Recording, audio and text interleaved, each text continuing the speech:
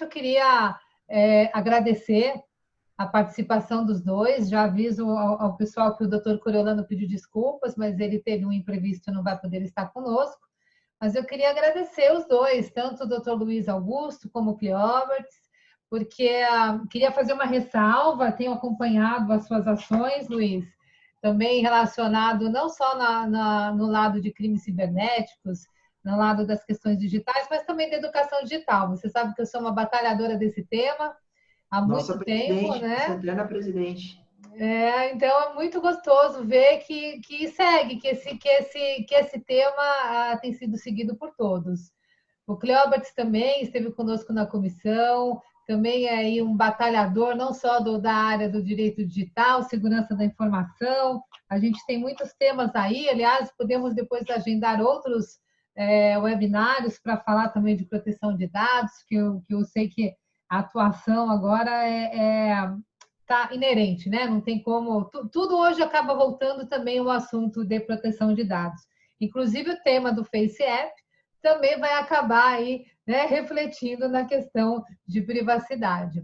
Mas acho que o nosso tema e o que motivou o meu convite a vocês é justamente a gente poder discutir sobre diversos aspectos ou pontos de vista em relação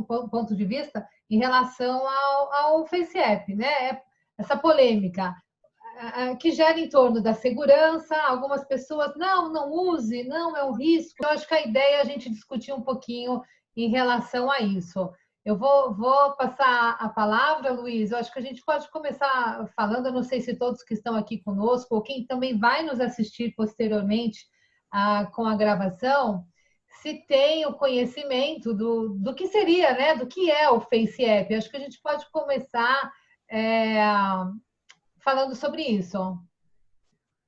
Boa tarde a todos. Queria agradecer a Cristina Sleiman, doutora Cristina, pelo convite, parabenizá-la pela iniciativa.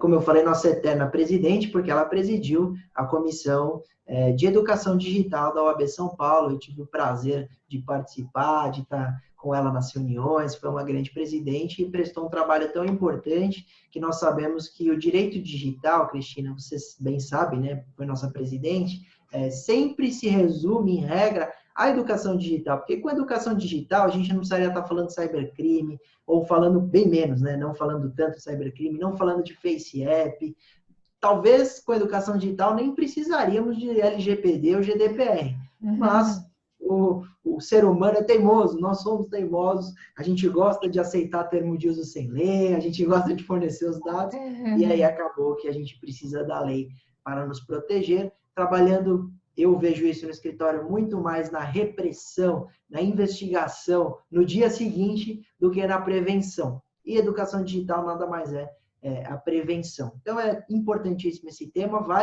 deixo até já um pedido para um próximo webinar, a gente fala de educação digital, com uma palestra da doutora Cristina, seria espetacular.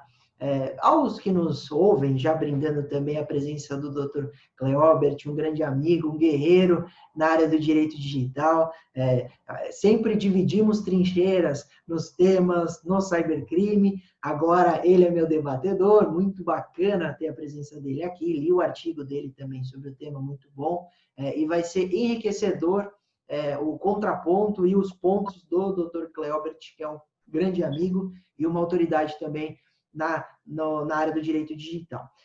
Boa tarde. Como são poucos, eu vou nomeá-los todos. Boa tarde, Márcia, Ricardo, Aline, Lana, Ricardo, tem 2 Ricardos, Luciana, Rainer, Renato, Caroline, Tel, Dr. Fernando e Edson. Boa tarde a vocês. Quem quiser ligar a câmera, é muito mais legal a gente interagir vendo vocês do que vendo só quadradinhos. Até porque pela quantidade dá para a gente ter esse privilégio de interagir todos. É verdade. Mas eu vou abrir bem curtinho, já para não estender, a gente vai ter a dinâmica de todo mundo participar. Com relação ao Face App, Cristina, doutora Cristina, eu acho que é um tema que vale por ser simbólico. Talvez o tema em si não tem grande repercussão. Não é um Face App, não é um aplicativo que virou febre e todo mundo baixou. É muito mais que isso. Quando a gente tiver a dimensão da proporção que esse tema tem, a gente vai entender como esse congresso, esse webinar hoje é importantíssimo. Porque quando nós falamos de proteção de dados, dos aplicativos febre e da coleta de dados, nós começamos a perceber a invasão de privacidade. A gente começa a perceber como a gente está concedendo os nossos dados para tudo e para todos. E um caminho que enxergamos é a própria IoT, a internet das coisas. A partir do momento em que tudo está conectado, tudo tem informação, tudo tem mais informação. Então, a nossa geladeira está conectada, a nossa TV está conectada, a nossa Alexa na sala está conectada e ouvindo o que a gente fala. Então, teve uma evolução para facilitar as nossas vidas e também para curtição, para a gente fazer, usar aplicativos e questões para ter um pouco de distração, sair desse mundo corporativo de extremo trabalho, que há, infelizmente, a invasão da privacidade. Aí eu uso alguns exemplos. Então, você vai contratar o seu seguro do carro e aí eles falam, olha, se você baixar o aplicativo da seguradora, você tem benefícios, você tem desconto. A que custo nós estamos recebendo esses benefícios? Porque quando você bater o carro e acionar o sinistro, o indivíduo vai falar, olha, infelizmente a gente não vai ressarcir o seu carro, porque no aplicativo deu que você estava acima do limite de velocidade. Amanhã, o nosso plano de saúde poderia aumentar o preço, falando, você compra muito remédio na drogaria. Por isso que a Lei Geral de Proteção de Dados é tão importante e por isso que o tema é simbólico.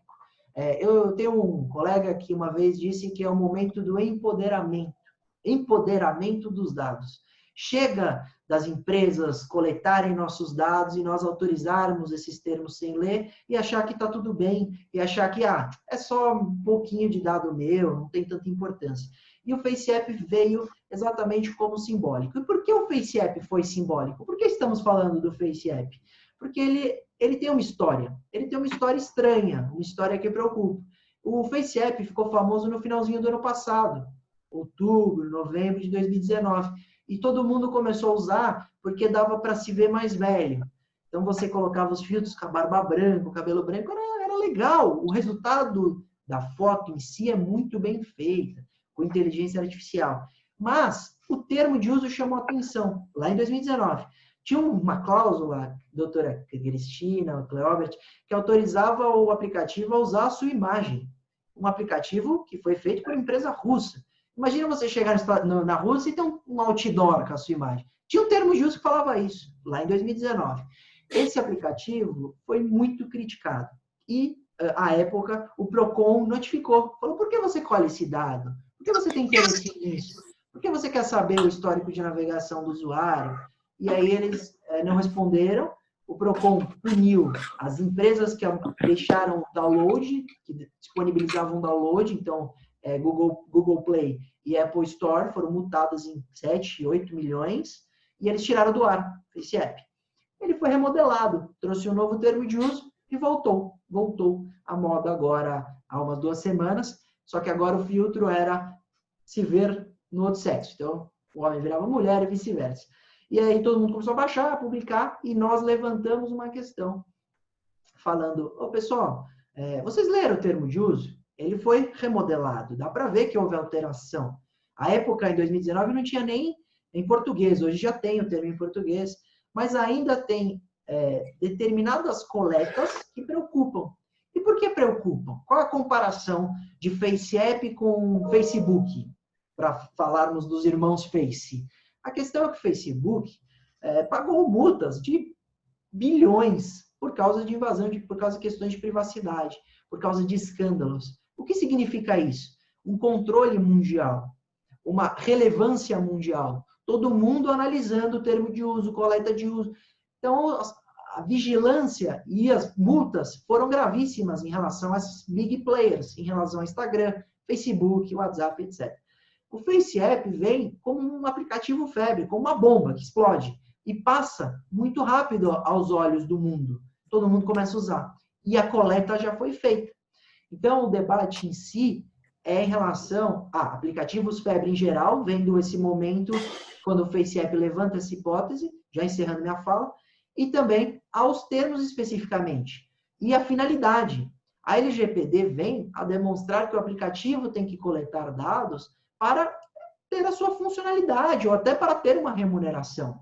Mas não dá para o aplicativo extrapolar, acho que o Cleobert caiu, mas não dá para o aplicativo extrapolar a sua função coletando muitos dados. E aí, que dados são esses? Então, tem um termo lá que fala que o FaceApp poderia ver o seu histórico de navegação. Isso ainda está. Para que um aplicativo que aplica filtro em fotos precisa ver as páginas que você navegou antes de instalá-lo? Não tem sentido, nem para a finalidade dele. É uma invasão, é um abuso, extrapola. Tem uma outra cláusula que diz que o FaceApp poderá coletar outras informações. Genérico assim, outras informações. A gente nem sabe o que é coletado. Então, encerrando minha fala, agradecendo de novo a oportunidade, a gente levanta o tema demonstrando que é um momento em que o FaceApp é um aplicativo modelo para alertar as pessoas do momento em que a gente vive e para a gente ter mais atenção com os nossos dados. Exatamente isso. Obrigada, doutor Luiz. Enquanto o Cleóbert está voltando aqui, vou fazer algumas considerações até em relação a isso. Voltou, Cleóbert? Está entrando. Então, eu acho que é exatamente isso. O FaceApp, ele é um exemplo, não se resume a ele, assim como tudo que nós vamos falar aqui hoje nessa discussão se aplica a qualquer aplicativo. Então, a grande questão, e eu acho que a grande discussão aqui, independente de ser FaceApp ou não, são justamente voltados na coleta de dados, né? A gente fala, algumas pessoas falam, ele mexe, coleta biometria facial. Sim, ele mexe com o reconhecimento facial, talvez, é o que nós pensamos, né? A gente trabalha, na verdade, a gente discute com as informações que nós temos publicadas, né? Nós não temos acesso diretamente ao FaceApp para dizer ele ou outro aplicativo que seja, para saber tecnicamente realmente como é que ele funciona. Então, a gente se baseia no quê? No termo de uso, na política de privacidade. E a grande questão, eu acho que o Cleóbert também já está de volta. Está de volta, Cleóbert? Então, mas eu vou continuando aqui até ele dar um oi. Sim, estou por aqui, doutora. Está de volta, então tá bom. A grande questão aqui é que se falarmos, por exemplo, em reconhecimento facial, obviamente que é uma forma de biometria. Se o aplicativo ele faz essa transformação do rosto através de informações e dados relacionados à face, então quando a gente fala, por exemplo, da distância dos olhos, a distância da orelha, a gente está falando de uma certa forma de reconhecimento facial. E normalmente esses dados são utilizados para quê? Para a segurança, né? Então, a grande questão é que você gera um banco de dados, mas isso independe de qual seja o aplicativo. Isso falando de forma geral, quando se trata da coleta de tais dados. Mas vou passar a palavra, então, para o amigo Cleóbert, e daqui a pouquinho a gente volta aí com mais discussão, Luiz, eu, né, Cris, e vamos lá. Boa tarde a todos. Eu vou ser bem breve aqui nas tratativas iniciais para a gente entrar em conteúdo. Eu só agradeço aí o convite feito pela doutora Cristina, que é alguém que eu respeito muito em várias áreas aí já citadas pelo Luiz, que também é outro que, além da amizade aí que foi construída, amarrada aí pelo direito digital, a gente tem um total respeito aí pelo trabalho dele. Acompanho aí os casos que ele pega, inclusive com celebridades, etc. Acompanho tudo isso, os artigos que ele escreve, então respeito demais esses dois, né? Além de outros colegas também, que, como o próprio Coriolano Camargo, que não pôde estar presente, né? Então, recentemente eu escrevi, eu fui apedrejado também. Professor Edson Fontes está presente, né? Se você puder desligar o seu microfone aí, por gentileza, que ele está interferindo aqui na live, professor. Já desliguei aqui. Desculpa, beleza. Edson, já dei um mute. Eu tô calando aí meu mestre aí da segurança. Lia os livros do Edson quando eu ainda era basicamente um bebê na área de segurança da informação. Ele já escrevia a respeito. É outro que eu respeito demais. Tem uma colega aqui em particular, o Luiz já falou o nome de vários aí, mas tem a A Aline de Castro Machado, está aí na listagem do chat, é uma amiga do peito aí também, colega nossa, já palestrou junto com a gente nos eventos da comissão, inclusive, escreveu artigo em livro que a gente publicou. Mas, enfim, eu escrevi recentemente um artigo a respeito do FaceApp, mas sobre um tom assim, bem irônico. Quem me conhece com mais intimidade sabe que, além de levar muito a sério a pesquisa, como todos nós, a gente pesquisa muito a respeito das coisas, mas eu sou muito irônico, às vezes brincalhão com algumas coisas mais sérias para tentar levar isso com um tom, às vezes, um tanto que polêmico. Então, uma das coisas que eu levantei nesse artigo sobre essa aplicação, sobre o FaceApp, é que a aplicação ela está sendo apedrejada, é a apedrejada da vez, está passando por escrutínio público, assim como a gente já teve, por exemplo, no caso da Lava Jato, o Telegram, a gente sabe disso, o Telegram foi apedrejado à época por conta dos vazamentos aí, que o Intercept conseguiu acesso a essas informações. Isso eu não vou entrar nessa seara aí das ideologias, se isso é correto, se o jornalismo fez isso de maneira lícita ou não. Isso aí são coisas aí que ficam paralelas aqui ao debate. Mas o meu artigo foi escrito exatamente para ponderar os holofotes, principalmente da mídia, porque muitas coisas surgem nesse meio e às vezes a gente vê que algumas coisas que são ditas, tanto pela mídia, até mesmo por profissionais do direito, vão por uma espécie de sentimento de manada, com todo respeito aos profissionais, etc. Não é o caso aqui do próprio Luiz, ele já está olhando ali para mim, eu sei que vem pedrada daqui a pouco também. Não foi o caso dele, ele foi bem pontual no que ele disse a respeito do que ele escreveu sobre a aplicação, mas a gente tem que ter esse feeling, né? Por exemplo, a própria questão de roubo de dados.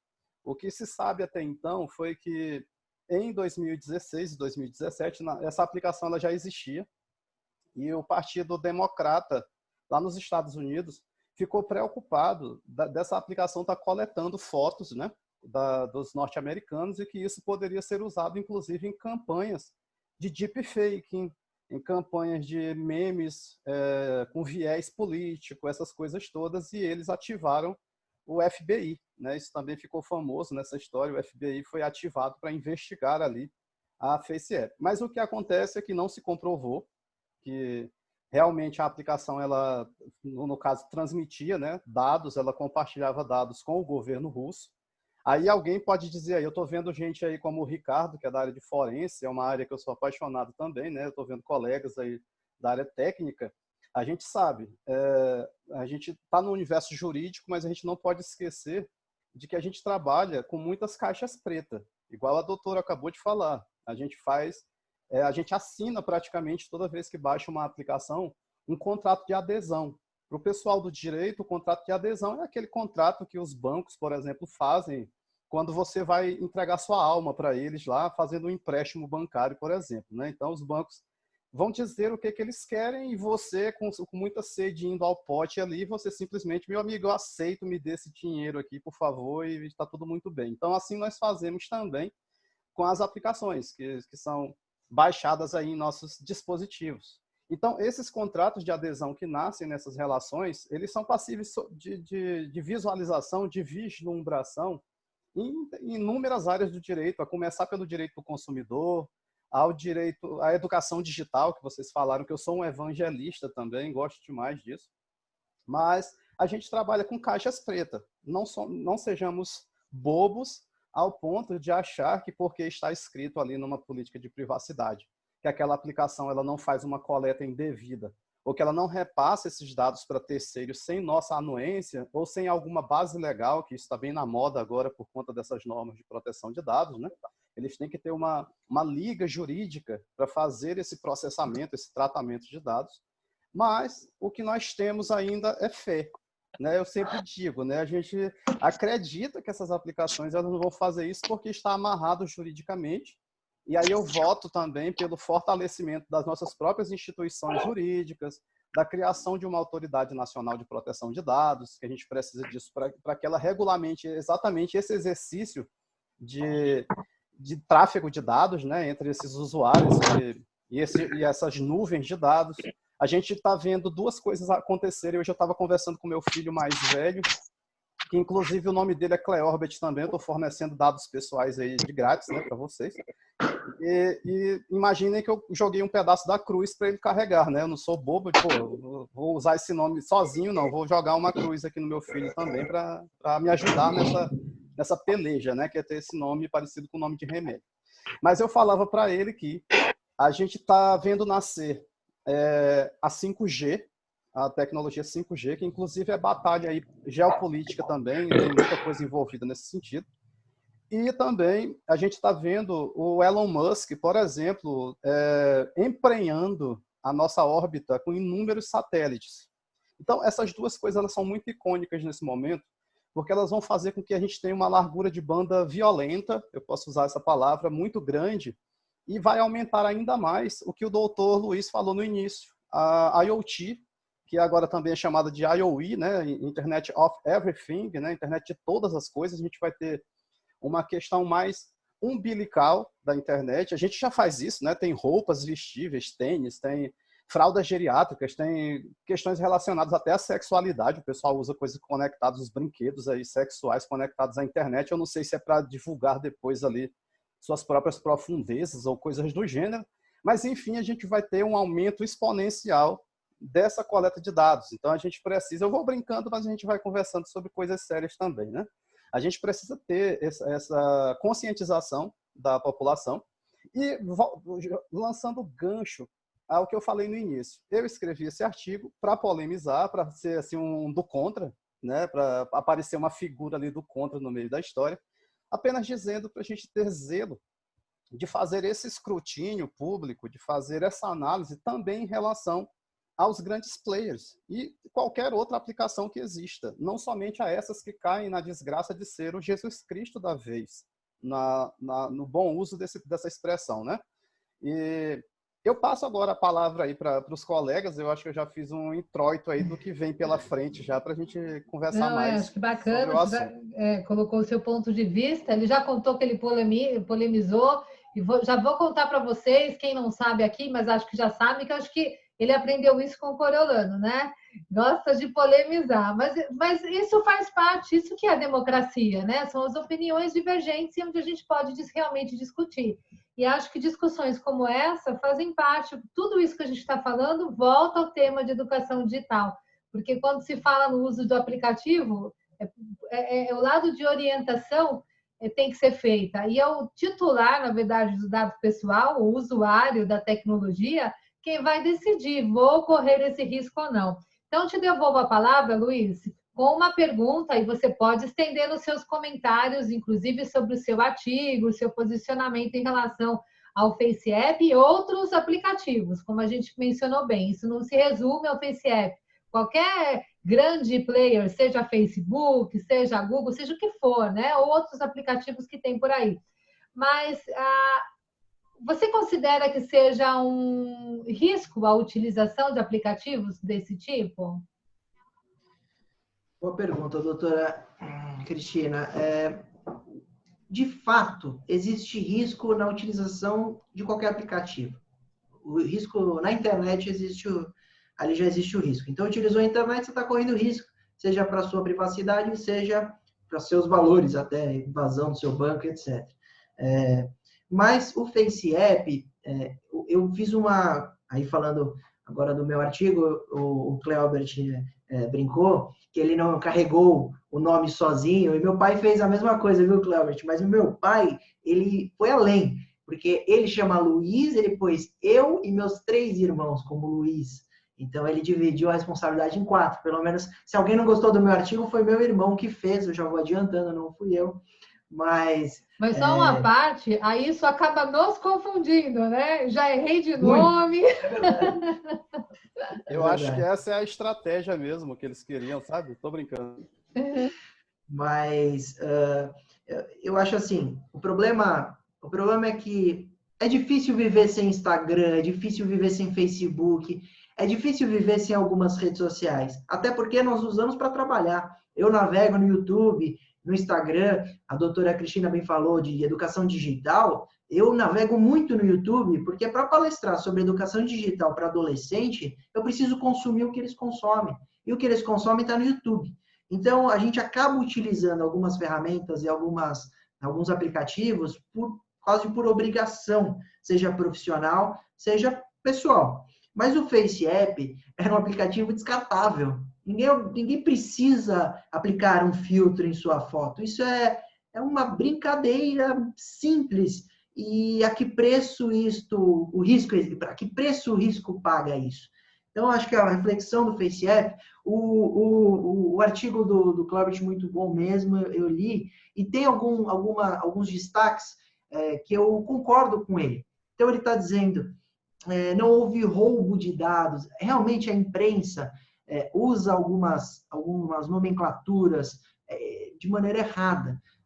Eles pegam, por exemplo, bullying, cyberbullying, usam muito errado, usam questão de crime de pedofilia. Nem existe crime de pedofilia, existem os crimes praticados por pedófilos, mas o crime é o crime de publicar foto, o crime que está lá no ECA ou no Código Penal, não tem crime de pedofilia. E eles usaram roubo de dados.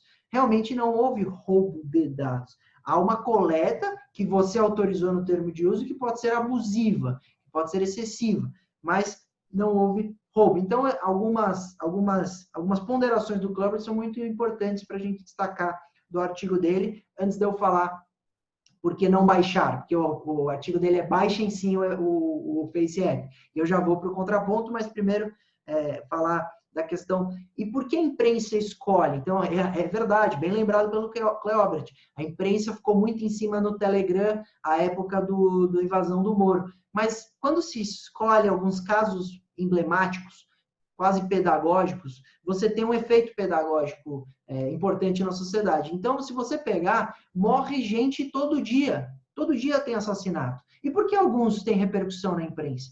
Porque, de alguma forma, aquele caso chama atenção e viraliza, seja na internet, seja na imprensa. E isso tem um efeito para todos os outros casos parecidos.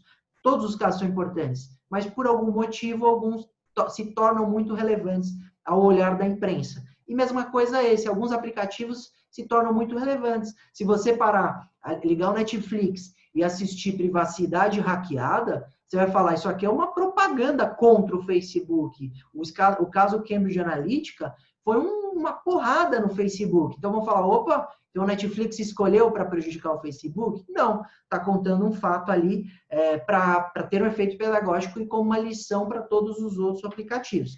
Então, de fato, tem essa questão que a imprensa vai dar mais foco ou não para alguns casos parecidos. Ele falou, precisamos ter fé. A gente tem que ter muita fé quando tratamos de internet, eu concordo com ele. E aí, ele bem lembrou a necessidade da Autoridade Nacional de Proteção de Dados, esse órgão que vai ser criado e precisa existir graças à LGPD e aquela portaria e aquele decreto, mas, na verdade, a gente tem que pensar em iniciativas do usuário, porque não adianta a gente falar aqui, precisamos de ANPD. Tudo bem, vamos forçar, vamos cobrar do governo, mas eu não posso pegar o tijolo e construir ANPD. O que eu posso fazer? Eu posso alertar a população do aplicativo que explode, dos aplicativos febre, e eu posso dar uma ideia, e aí eu vou falar para todos, e para todos os aplicativos, de boicote, literalmente. Se todo mundo parar de usar Facebook no Brasil e falar, a gente só vai usar de novo quando comprovar que não tem coleta indevida de dados, eu duvido que não tenha um impacto. Se muita gente parar de usar o Instagram e falar, a gente é contra isso aqui, fazer uma greve mesmo, vai ter um impacto. Então, ao usar o concorrente, todo mundo migra para um concorrente, o Snapchat morreu do dia para a noite, é possível acontecer isso na internet. Então, o boicote, quando há uma mobilização, tem um impacto. E se tivesse o boicote ao Face App falando assim, o aplicativo de vocês é muito legal, realmente para quem quer se divertir, é um aplicativo interessante. Mas eu não quero que você colete os meus dados de navegação, eu não quero que você colete dados extremos, colete o necessário para funcionar. Aí eu vou baixar. Se a gente tiver uma revolução, seria praticamente assim, quem sabe a gente tem um impacto maior. O Claubert lembrou do FBI, realmente ele falava que colhia dados e entregava ao governo russo, e aí os Estados Unidos, pelo FBI, investigou cyberterrorismo, porque com informação poderia ter até questões de ataques terroristas virtuais, e isso é preocupante, a gente está acompanhando guerras virtuais absurdas. O Elon Musk é um cara que a gente tem que deixar um registro numa live dessa, um indivíduo genial, ele quer levar pessoas para Marte, quer algo mais tecnológico que isso, quer popular Marte, é um gênio que vai mudar o mundo, não tenho dúvida, mas tudo isso se resume na coleta de dados e esse momento de reflexão que nós vivemos, que o Cleber também falou, e por que eu fiz o contraponto falando não baixem o FaceApp? Porque a gente não tem que baixar nem o FaceApp, nem todos os outros aplicativos febre que vão explodir com termos de usos excessivos, nem as plataformas big players que têm termos excessivos. A gente não tem que usar nada. A gente tem que usar quando, claro, tem o termo de adesão. Você vai lá fazer sua academia, o indivíduo te apresenta o contrato, ou você assina ou você não faz academia. Mesma coisa o aplicativo. Mas se nós brigarmos, se nós levarmos à imprensa, se nós escrevermos sobre isso, quem sabe tem um impacto e uma alteração. Seja no FaceApp, aqui, né? Seja no Facebook, mas precisa ter controle. Esse controle no mundo existe para as grandes empresas. Por isso que eu foco tanto nas pequenas. Mas ainda tem abuso das grandes, não tenho dúvida. Mas por isso que as penas são tão grandes. O Facebook pagou uma multa, salvo engano, de 5 bilhões de dólares. 5 bi. É muito dinheiro. Isso deve ter um impacto no termo de uso, pagar uma multa tão alta. Então, eu encerro falando, não baixem nem o FaceApp, nem todos esses aplicativos que têm termos de uso abusivos, porque assim a gente, quem sabe, tem um boicote ou uma revolução para a gente forçar as plataformas a repensarmos. Isso, usuário, porque o Estado, o governo e as leis precisam fazer isso, e aí a gente não consegue atuar tão especificamente com tanta iniciativa como fazendo uma mobilização. Aí, acho que é muito bacana. E o Luiz tem um posicionamento bem forte, né? Do não baixe. E o Cleoberts, pelo outro lado, baixe. Eu vou trazer o ponto de equilíbrio, né? Porque foi até uma entrevista que eu dei quando teve a primeira polêmica do FaceApp. Eu acho que isso está na mão do usuário. Eu acho que cabe, ele precisa, na verdade, ele precisa conhecer o risco. Cabe a ele decidir, olha, eu não me importo, vão pegar meus dados, vão vender, vão utilizar, posso correr aí o risco de usarem para autenticarem meus dados, para se autenticar em algum outro sistema, como se fosse eu. Mas a grande questão é eles terem esse conhecimento, porque a gente sabe que comumente não se lê termos de uso, né, com exceção da gente que trabalha com isso. Me permite um adendo? Claro. Doutora? São 10 segundos. No mundo ideal, no plano ideal, eu sou total de acordo. Eu acho que baixe se quiser e use se quiser, conceda os seus dados se quiser. Mas o que eu acompanho é todo mundo concedendo dados sem saber. Sem saber, exatamente. E que na hora que a gente alertou, na hora que a gente publicou, na hora que a gente fez notícia, a reação foi as pessoas deletarem, excluírem, pararem de usar. Aí não tem mais interesse. Então, eu acho que a educação digital, no fundo, vai resumir, porque se as pessoas souberem, aí concede o que você quiser, desde que você saiba. Eu concordo. Não vai achar que eu sou um Mas por isso que é importante essas nossas discussões, essas publicações de artigos, lives, porque o pessoal, ainda que eles participem de forma rápida, mas pega alguma discussão, para ficar aquele alerta. Poxa, por que está discutindo sobre o FaceApp? O que será que ele faz? A partir do momento que a gente desperta instiga uma dúvida em relação a isso, instiga uma curiosidade, né? Se tem polêmica, tem alguma coisa errada, então vamos descobrir o que é. Então coletam meus dados? Se a gente pegar lá no termo de uso deles, a política de privacidade, na verdade, nos documentos que eles apresentam, aos olhos da LGPD, eles ainda não estariam fora da conformidade, porque ela ainda não está em vigor de todos os artigos. Mas se estivesse, com certeza estariam aí à mercê de um processo administrativo, né? Porque, a princípio, se eles forem idôneos no que eles falam na política, o que eles coletam? E aí eu não estou entrando no mérito da Constituição Federal, né, da privacidade como um todo, estou só falando da LGPD.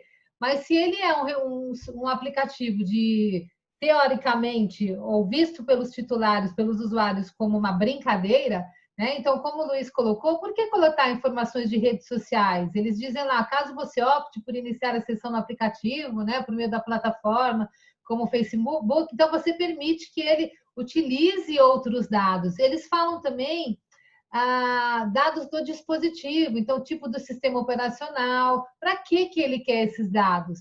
Dados de atividades online. E aí, depois, mais para frente, para não ficar falando todos os dados, eles falam o seguinte: transferências comerciais. Então, poderemos vender, transferir ou compartilhar de alguma forma parte ou todo desse negócio como ativo. Então, a grande questão aqui talvez ele mesmo não faça o uso indevido no sentido do próprio Face App, mas ele vende. E para quem ele vendeu? Para quem ele compartilhou? O que serão feitos desses dados? Então, volta naquele ponto. E a gente tem pessoal de segurança aqui, o Ricardo Capozzi, amigo também querido, depois se ele quiser se manifestar com a gente, mas, salvo engano, para a gente não falar besteira, né? Mas, como eu falei lá no início, os dados que permitem o reconhecimento facial, desde você fazer de pegar a distância dos olhos, distância de orelha, seja o que for, ele acaba gerando um banco de dados que ele pode ser utilizado para uma futura autenticação, né? Agora, isso pode acontecer com outras fotos? Pode. Qualquer imagem que a gente coloca na internet está sujeito a alguém coletar e fazer isso. Mas eu acho que se a gente se conscientizar, até mesmo nesse sentido, que as pessoas tomem cuidado com tudo que publica na internet, né? Não deixa a vida aberta. Não é uma questão de querer esconder o que se faz. Não, é saber que nem todo mundo usa para o bem, né? As informações. Assim como o DVD, gravador de DVD, quando foi criado, ele não foi criado para fazer a infração de direitos autorais, né? O objetivo dele não foi esse. Quem fez o uso errado são as pessoas. Então, se a gente se conscientizar daquilo que a gente vai publicar ou não, a gente tem que saber que tem alguém do lado de lá pode sim usar todos esses dados, todas essas informações no sentido negativo, né? Vou devolver a palavra um pouco para o Cleoberts também. E, Capozzi, eu sei que você está por aí, depois, se você quiser também contribuir conosco, está convidado a entrar na conversa. Eu vou piorar mais as coisas. Lá na política de privacidade deles, eu gostei de algo muito sincero da parte deles lá, que alguém que não é da área técnica, se lê isso, eu posso até ler, eu estou até com ele aqui, eu vou falar aqui para vocês aqui bem rápido. Práticas de segurança, está lá na política de privacidade. Tá, eles falam bastante, eles são claros, né? Eles são bem verborrágicos lá em alguns sentidos, né? Usamos práticas de segurança comercialmente razoáveis para ajudar a manter as informações coletadas através do aplicativo de forma segura e tomar medidas razoáveis para confirmar sua identidade antes de conceder acesso à sua conta. Se você tiver uma conta conosco, beleza. Mas vejam só. No entanto, o Face App não pode garantir a segurança de todas as informações que você transmite para o Face App ou garantir que as informações não possam ser acessadas, divulgadas, alteradas ou destruídas. Ou seja, quando a gente lê isso no primeiro momento, então aqui ferrou tudo, né? Não tem mais o que comentar, vamos acabar essa live aqui e deixar isso para lá, porque os caras simplesmente se entregaram. Mas um olhar técnico, o Ricardo aí, se quiser comentar depois, fica à vontade, colega aí de perícia, a gente sabe que isso é uma verdade. Eles podem não ter se manifestado da maneira correta aqui, foi bem assim paradoxal, inclusive, né? A gente faz o dever de casa, mas a gente não garante absolutamente nada. Ou seja, a transferência desses dados entre o seu aplicativo e a nuvem pode ter ali um snooping ali no meio, pode ter um sniffer, pode ter um homem no meio ali coletando essas informações.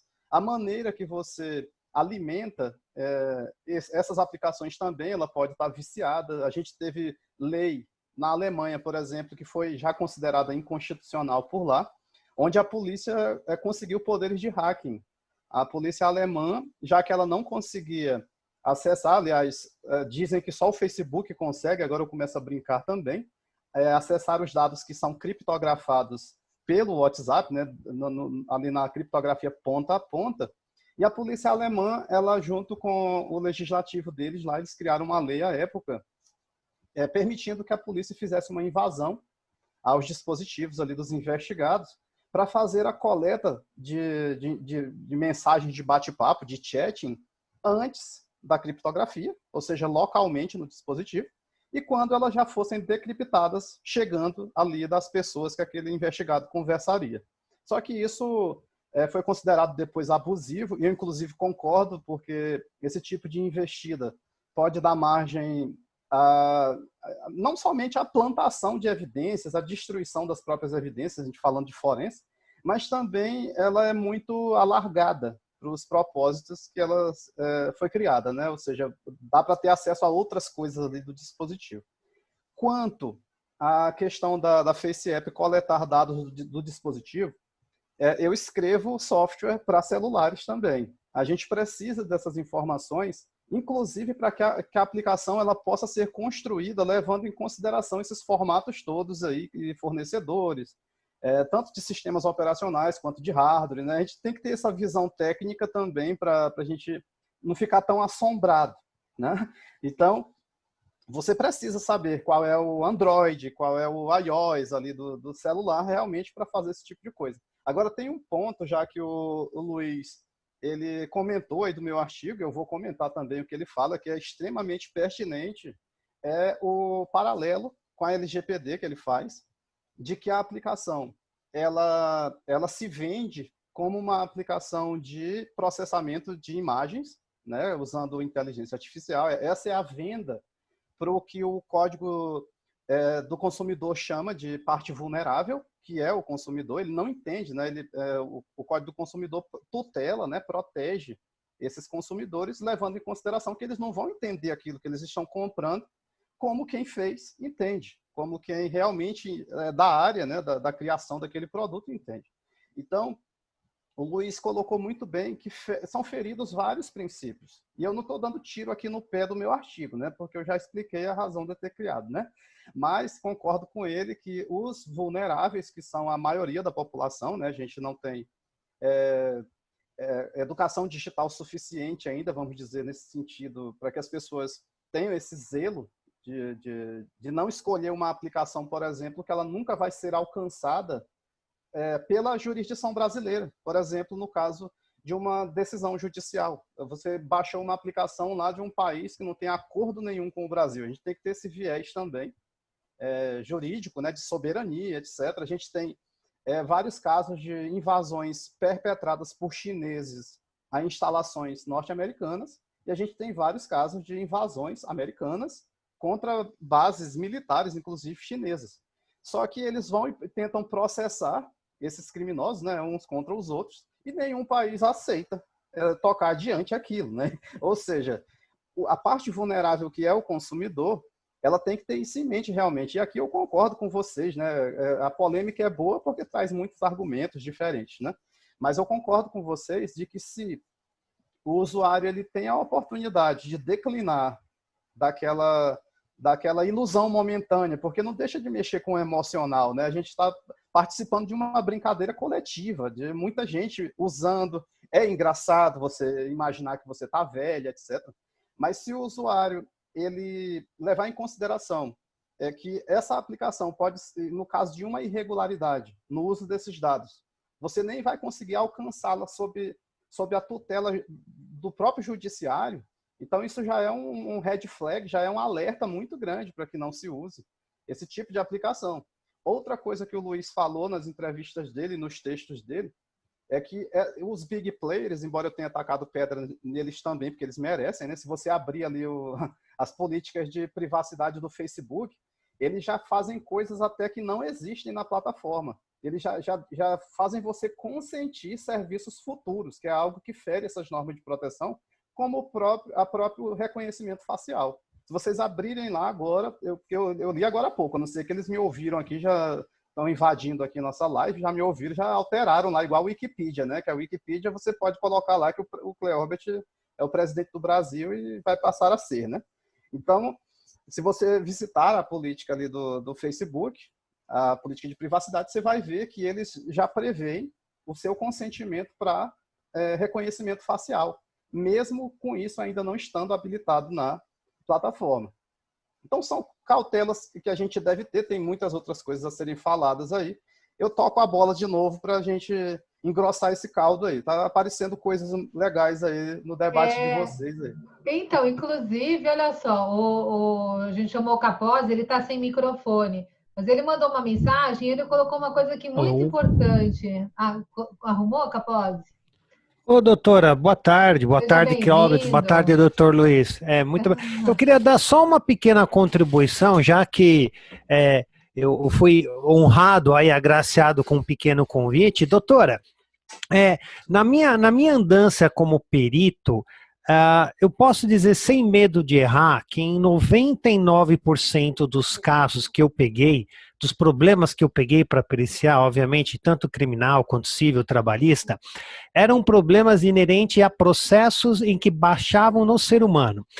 O Cleóbert fala muito bem, não adianta eu ter vários atributos tecnológicos de proteção, etc.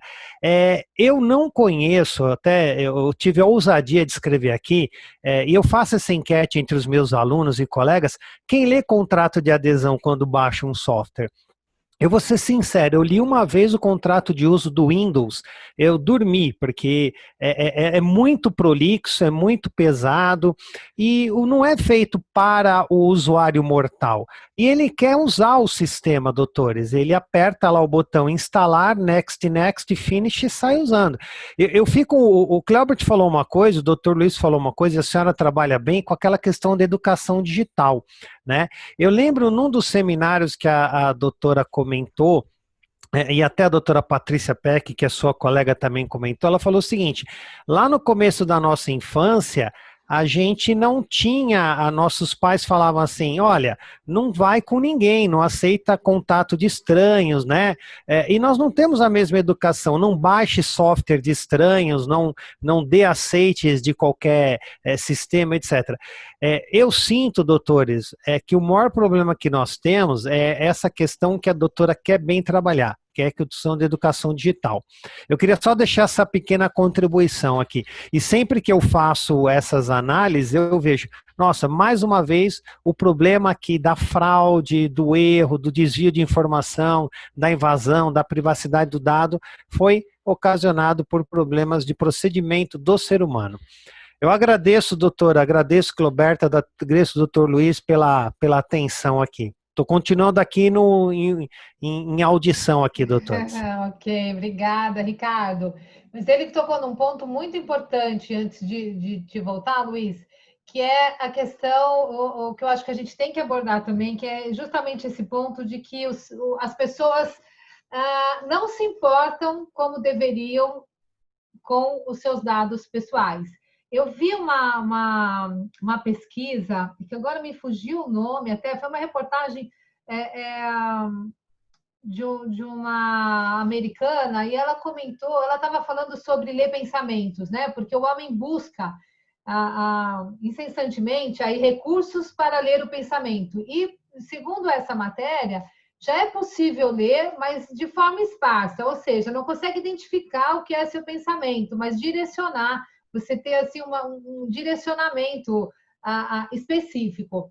Agora, diante disso, nessa mesma pesquisa, nessa mesma matéria, eles mostram uma pesquisa que a maioria das pessoas entrevistadas preferem os benefícios da tecnologia do que cuidar dos seus próprios dados, até mesmo do seu próprio pensamento. Então, isso me assustou um pouco, porque, para mim, se falar em ler o meu pensamento, acho que isso é a coisa mais sublime que tem em relação à privacidade, né?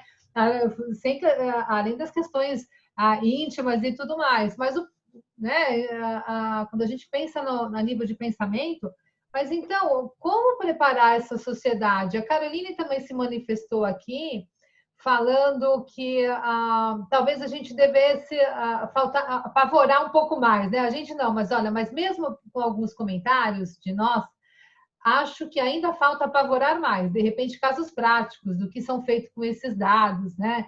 Então, de alguma forma, e aí vou mais além. Eu tenho um filho de 10 anos. Se vocês perguntarem para ele o que é LGPD, o que é o DPO, o que são dados pessoais e dados pessoais sensíveis, ele sabe dizer. Mas não fui eu que ensinei. Ele fala de tanto escutar, né? De me escutar falando, de escutar. Às vezes eu também participo, escuto os colegas falando, eu também assisto aulas, porque a gente está sempre aprendendo. E eu me considero uma pessoa, eu não me considero dona da verdade. eu sempre me dou a oportunidade de mudar de ideia também, porque as discussões são enriquecedoras. Então, se alguém me convencer de um ponto de vista diferente, eu não tenho problema nenhum em mudar de posicionamento, né? Mas, então, esse contexto da sociedade, e eu acho que a gente tem que começar lá atrás, já no início, com os jovens também, a discussão do que são dados pessoais. Poxa, o nome dele é um nome, representa ele, né? Ele divulgar tudo que ele faz, questões de saúde, às vezes fala de um coleguinha, fala da mãe ou do pai. Então, se a gente começar uma cultura, isso entra na cultura, né? Uma questão cultural, dos cuidados que devem ser tomados, também é muito importante. Mas como, além disso, né, como que a gente pode trabalhar isso, levar para nesse sentido de sensibilização mesmo, em relação à importância dos dados pessoais? Doutora, é uma missão difícil, missão árdua. A gente fala muito de educação digital, é um caminho importantíssimo, importantíssimo. Bem que nesse filme Privacidade Hackeada, o pai de um menino, ele fala, os meus filhos, como o seu, agora eles leem em termo de uso. Acho que são os únicos da escolinha que leem em termo de uso. Teve uma pesquisa da Universidade de Stanford que apontou que 97% leem. Então, a gente ainda tem 3% aí que eu não os conheço, mas devem ser... Eu acho que serão, completando o humor do Cleobert, acho que eles serão matéria do Globo Repórter, Cleobert, onde eles vivem, do que se alimentam, porque a gente não conhece esses 3%. O Capozzi bem falou, o termo de uso, eu leio e sou advogado, e às vezes tenho dificuldade para entender o que o indivíduo que escreveu, qual a amplitude daquela cláusula, o que ele quer atingir, imagina o leigo. E aí, vale uma reflexão que fazemos agora. A LGPD vem no sentido de adequar empresas, mas faltou, às vezes, um cuidado com relação ao termo de uso.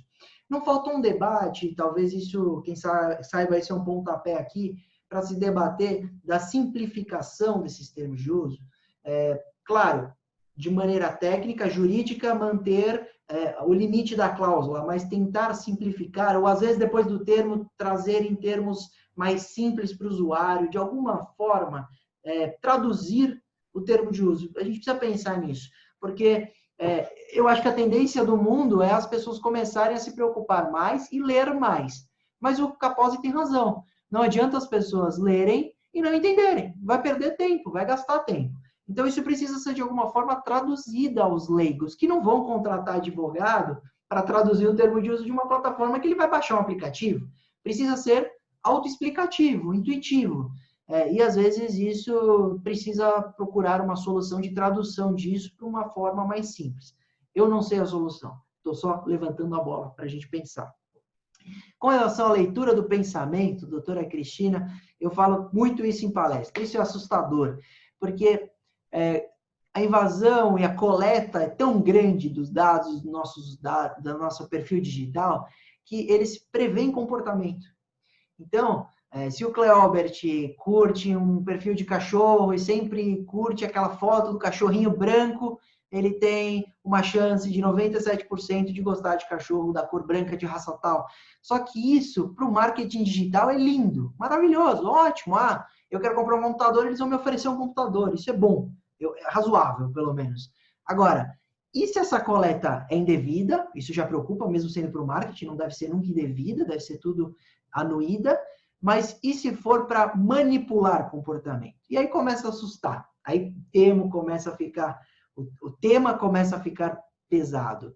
Porque a coleta é tanta, seja no celular, coletando o que a gente está falando, a Alexa, o que a gente digita, o que a gente procura... Tudo que a gente faz, compartilha, que as empresas começam a perceber que se jogar isso numa inteligência artificial que já existe, que era exatamente o que fazia a Cambridge Analytica, eles conseguem chegar em resultados de comportamento. Então, prevêem que possivelmente, com uma chance de acerto de 90%, você vai votar em alguém, você vai comprar alguma coisa, ou você vai viajar para algum lugar.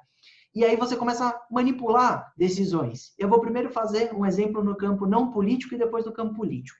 Vamos supor que a doutora Cristina pesquisou aí pós-quarentena para ir para uma praia. E ela quer ir para Bahia. Você decidiu que vai para Bahia, para Salvador. Só que aí a empresa CVC não quer que você vá para Salvador, quer que você vá para outra praia, quer que você vá para Ilhabela. E aí eles começam a criar notícia falsa ou mandar notícias prejudiciais da violência em Salvador, etc., e falando que Ilhabela é maravilhoso, Ilhabela é linda. Eles conseguem manipular a sua decisão. Isso não um político. Agora, político, isso assusta. Porque você vai votar em alguém, você vai votar no candidato que você gosta. E a partir de então, tudo que você recebe é fake news falando mal do seu candidato, que ele está envolvido em escândalo, que ele é corrupto, etc., e você não vota mais nele. Então, eles estão prevendo o comportamento e manipulando o comportamento com o perfil digital. E de onde vem esse perfil digital? Dos termos de uso, da coleta, que a gente está aceitando, anuindo, e muitas vezes nem sabemos o que está sendo coletado. Então, a leitura do pensamento e a manipulação das decisões é assustadora. Por isso que a gente debate tanto fake news, debate tanto coleta e debate tanto o uso dos dados. Chegou o momento de mudar isso, senão a gente vai para um caminho sem volta.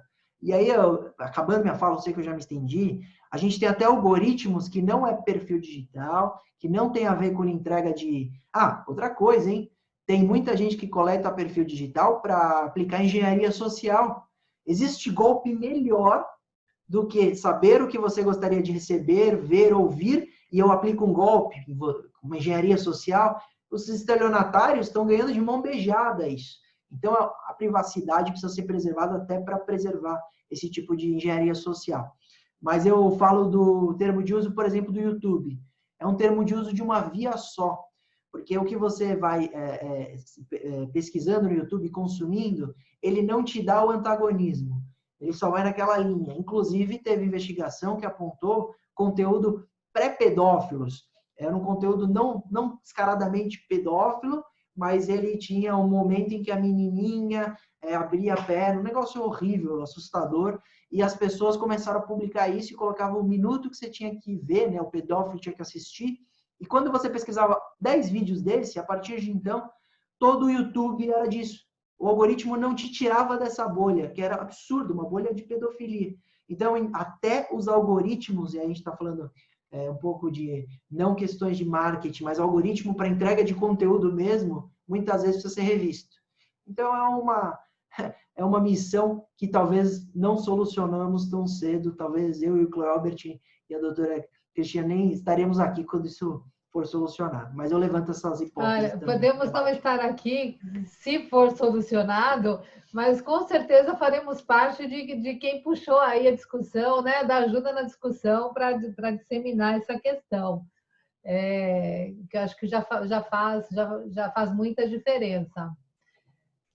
Cleobert, quer colocar alguma coisa? A gente está chegando aqui no nosso tempo também. Coloco rapidamente, complementando o que o Dr. Luiz disse no início a respeito da simplificação dos termos de uso, das políticas de privacidade. A Patrícia Peck, ela é uma das evangelistas nesse sentido, né? Ela sempre fala que, se for possível, criar um vídeo elucidando, né? Uma colega que também eu respeito demais, já conheço também há muitos anos. E no GDPR, que é uma norma que influencia, né, a LGPD, a gente tem previsões realmente na própria lei a respeito disso, dessa clarificação, dessa maior transparência e simplificação da mensagem a ser dada para os titulares de dados. E também nela a gente tem uma previsão específica para crianças e adolescentes. Eles exigem lá que essas informações, por exemplo, num jogo, né, a criança vai baixar um aplicativo ali, essas informações têm que estar bastante claras. Aí a gente entra em outra seara, que eu aproveito até para fazer gancho sobre dados anonimizados, junto com o FaceApp, que é a história que a gente está contando aqui no momento. A gente não sabe como é que a Autoridade Nacional de Proteção de Dados ela vai ter enforcement das suas próprias ações. Por quê? Porque a LGPD ela é uma lei menos verborrágica em relação ao GDPR, e pode ser que seja arguído aqui no Brasil que determinadas coisas que a autoridade peça para compliance frente às empresas as empresas digam, não, isso não está legislado, não tem essa obrigação legal, porque a LGPD ela não pede isso, como essas próprias regras. A gente tem lá princípios inferidos, como o princípio da transparência em relação ao uso dos dados, etc. O princípio da proporcionalidade, que é ferido pela FaceApp, né, que coleta mais dados do que de fato deveria coletar, e etc. Aí, falando em dados anonimizados, fazendo uma liga com isso tudo, a gente tem lá na política de privacidade da FaceApp que eles podem anonimizar dados. Eles podem fazer a desidentificação, para quem ainda não estudou sobre isso, mas é muito tranquilo. Você tem dados pessoais e você aplica técnicas, né, estratégias, onde você vai tirar aquela identificação, certo? Você vai ter aquela massa de dados e, para os olhos da LGPD, aqueles dados eles não são mais tutelados, nem pela própria GDPR quanto a LGPD. Só que há um monte de ressalvas quando a gente fala isso. Uma, já que a FaceApp ela vai fazer anonimização desses dados e vai, como ela mesma fala, vai compartilhar com terceiros, será que esse terceiro ele não vai ter a capacidade de fazer um outro cruzamento de dados e chegar à identificação? Isso é um ponto. Inclusive o ICO, que é a autoridade de proteção de dados lá da Inglaterra, ele é bem restritivo nesse sentido. Ele diz que precisa haver base legal, inclusive, se for o caso, consentimento do usuário, para que você, mesmo anonimizando os dados, tornando esses dados desidentificados, vamos dizer assim, você transfira eles para terceiros por conta desses riscos. Tem que se fazer o que a gente fala no compliance, que você conhece muito bem também, doutora, que é o due diligence, né? As empresas terão que fazer esse due diligence em relação a quem vai receber esses dados mesmo anonimizados. E isso a gente só vai descobrir como é que vai ser feito depois que a autoridade nacional entrar em operação. Se ela vai ser ampla, se ela vai ser restritiva, vai ter embates jurídicos aí de todas as espécies. Para fechar essa questão da anonimização também, outro ponto é que nós da computação, nós já chegamos à conclusão de que a anonimização é uma grande falácia. Entendeu? O pessoal da computação pode ficar à vontade para comentar, inclusive. Eu mesmo escrevi um artigo certa vez criticando o Alexandre de Moraes, né, que quase ninguém critica ele atualmente, né, o ministro, só eu que critico, né? Ele queria criar uma coleta. Ele estava tentando levantar a bandeira da coleta em massa de DNA da população inteira, que é uma medida extremamente invasiva, assim considerada em vários países, proibida em número já. Ativistas de direitos humanos e o pessoal de proteção de dados também se levantaram em vários países. A gente tem lá nos Estados Unidos, por exemplo, reconhecimento facial pelas forças da lei suspensas em vários estados, né, por conta dessas preocupações. Lá na Califórnia, que foi a Califórnia acontece muita coisa primeiro, né? Eles conseguiram essa proeza por lá. Mas o que interessa aqui essa questão da coleta de DNA, ela é muito sensível, e nesse artigo eu falei sobre algumas pesquisas que foram feitas mundo afora em instituições de renome. Hoje até as pesquisas já não servem mais para nada, né? A gente vive um momento também de negacionismo, onde a gente não acredita mais nem nas pesquisas, né? Mas, enfim, foram feitas pesquisas, por exemplo, você tendo em mãos 2 locais de compra e os produtos que foram comprados, ou seja, 2 lojas, os produtos que foram comprados e qual estado norte-americano, você era capaz de chegar à pessoa que comprou. Então, são pouquíssimos dados para você montar de novo ali a origem daquela pessoa. Você descobriu o titular daqueles dados.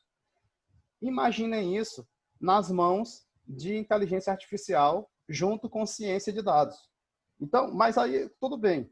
Cleorbert, eu fiz o dever de casa, eu anonimizei. Se alguém vai desanonimizar, isso é outra história.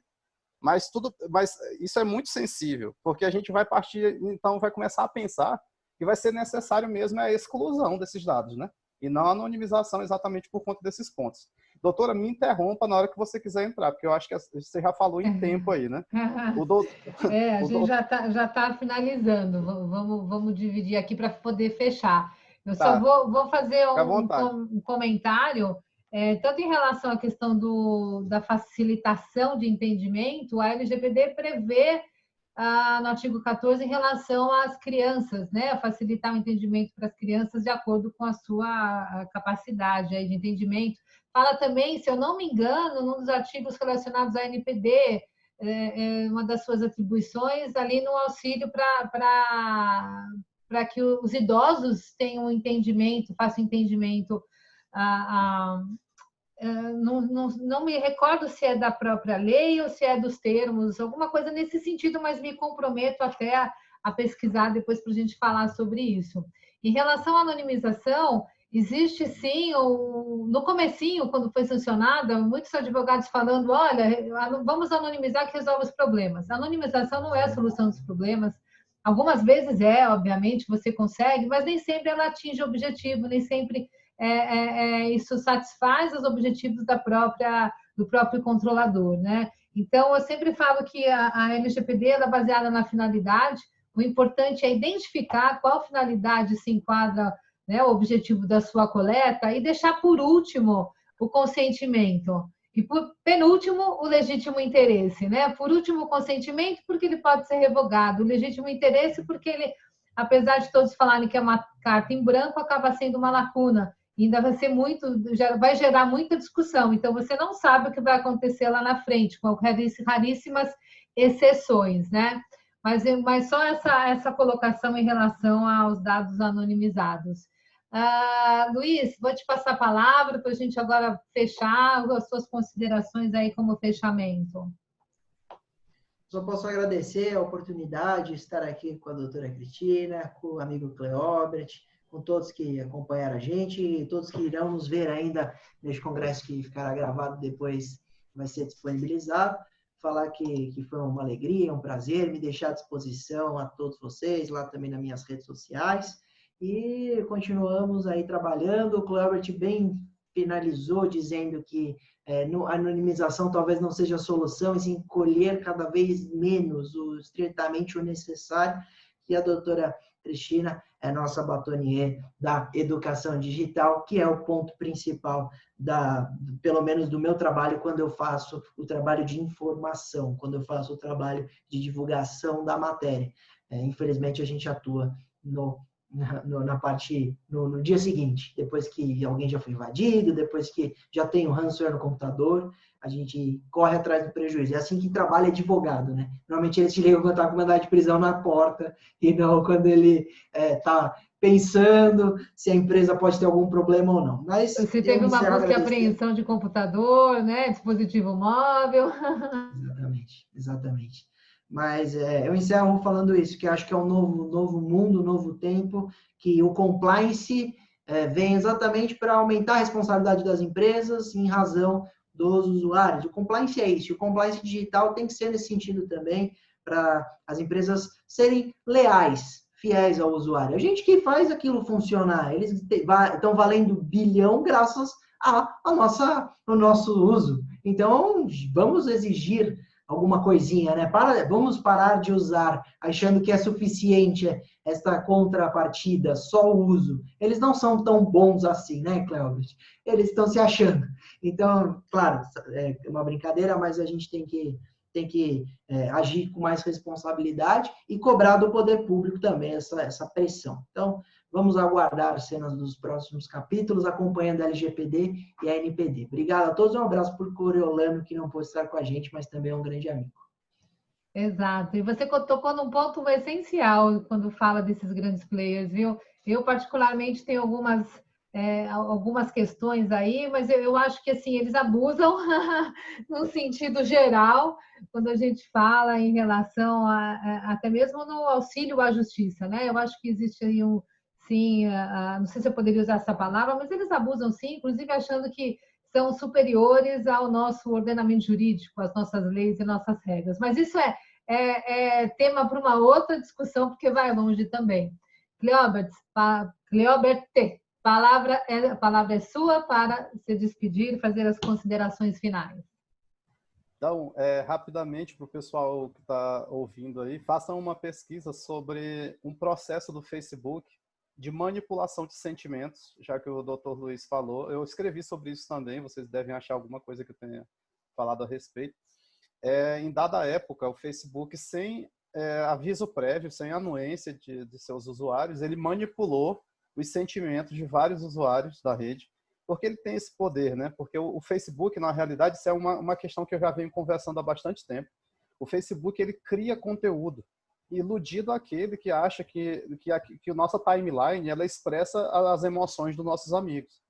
Aquilo ali é um apurado de um algoritmo que está manipulando a gente, como o Dr. Luiz muito bem colocou. Então, o Facebook responde por isso na Europa, de manipulação de sentimentos nesse sentido. Eu só quero, para fechar, falar rapidamente de outro ponto ainda relacionado à FaceApp, que é em relação ao tal do roubo de dados, que o doutor já falou, que é uma expressão que a gente não usa juridicamente, né? Não é correta, mas que isso foi uma grande fake até o momento de que não se comprovou. E que isso faz com que surjam outros comportamentos na sociedade. A gente teve a própria baleia azul, que era um hoax, a gente já chegou a essas conclusões, ou seja, uma mensagem falsa, colocada num contexto, mas que vai ter repercussões reais. Então, começou-se a nascer mesmo aqueles jogos suicidas. A gente hoje tem um tal de homem pateta, não sei se vocês já viram essa presepada aí na internet. Eu falo presepada, que é um termo lá do Maranhão, sou maranhense, né? Então eu uso essas coisas bem nordestinas. A gente já tem o homem pateta, que ainda não foi confirmado se existe, mas já tem manifestações, inclusive, de polícias falando a respeito. Então já começa-se um movimento de pessoas se vestindo como essa personagem, ou seja, tem reflexões sociais, as fake news também nesse sentido de tentar proteger a sociedade, certo? É só fazendo essa ressalva breve. E aqui eu finalizo agradecendo demais a presença aí de todos vocês, em especial, claro, a Cristina e ao Luiz Augusto, tá? Foi uma honra enorme, viu, Luiz? Estar ao seu lado aqui, um profissional de renome, vocês dois. E manda um abraço também para o Cori quando ele resolver assistir nossa live, né? Depois a gente puxa a orelha dele, eu posso brincar porque somos amigos próximos, né?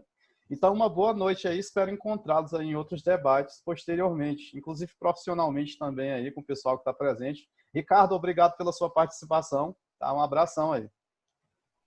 Bom, eu queria agradecer também. Eu coloquei aqui no chat, gente, eu comentei sobre a matéria que eu falei sobre leitura, né, Lementes.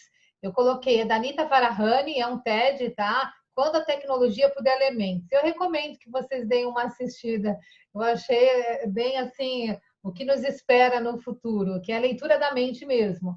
Mas isso fica também para depois para uma outra discussão. Queria agradecer, então, o nosso fechamento, por vocês terem aceitado o meu convite, o doutor Luiz Augusto, o doutor Cleóbert.